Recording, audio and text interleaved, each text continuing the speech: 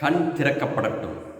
இன்றைய முதல் வாசகத்தில் பிழையாம் என்ற ஒரு மனிதர் வருகின்றார். அவர் கடவுளுக்கு ஏற்புடைய வாழ்க்கை வாழ்ந்து புனிதமான மனிதராக கருதப்பட்டவர். அவர் இன்று ஒரு வார்த்தையை பயன்படுத்துகின்றார். அந்த வார்த்தையை பற்றித்தான் நாம் தியானிக்கப் போகின்றோம். இஸ்ராயல் மக்கள் எகிப்திலிருந்து தங்களுக்கு வாக்களிக்கப்பட்ட நாட்டை நோக்கி நகர்கிறார்கள். இடையில் மோவாபு என்ற நாடு குறுக்கிடுகின்றது.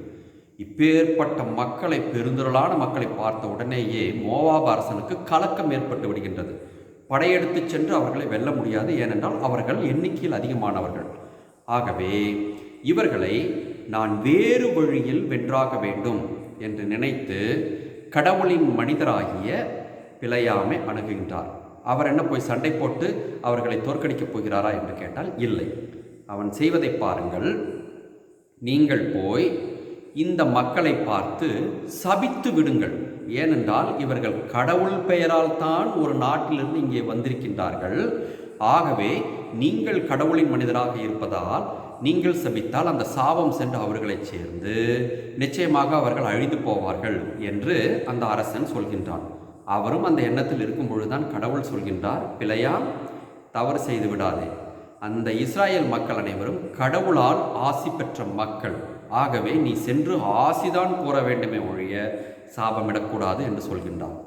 இதை கேட்ட பிற்பாடுதான் அவருக்கு ஞானக்கண்கள் திறந்து இன்றைய வாசகத்தில் 2 முறை சொல்கின்றார், கண் திறக்கப்பட்டவனாகிய பிழையாமின் திருமொழி என்று சொல்கின்றார். இப்படி கடவுளின் அவருக்கு கண்கள் திறக்கப்பட்டது எதனால்? கடவுளின் வார்த்தையால் தான் அவரது அகக்கண்கள் திறக்கப்பட்டு உண்மையை உணர்ந்து கொண்டார்.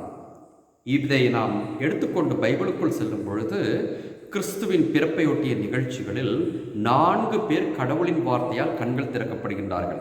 அன்னை மரியாள், சூசை தந்தை, செக்கரியா மற்றும் எலிசபெத் ஆகிய 4 பேருமே இந்த 2 பேர், இயேசு கிறிஸ்து மற்றும் திருமுழுக்கு யோவான், இவர்களை பற்றிய உண்மையை எப்படி புரிந்து கொண்டார்கள்? இறை வார்த்தை அவர்களுக்குள் சென்று சேர்ந்ததால். இதை உணர்ந்து கொண்டு நாமும் இறை வார்த்தையை தியானிப்போம். அதுவே இன்று நமக்கு தரப்படுகின்ற தயாரிப்பு.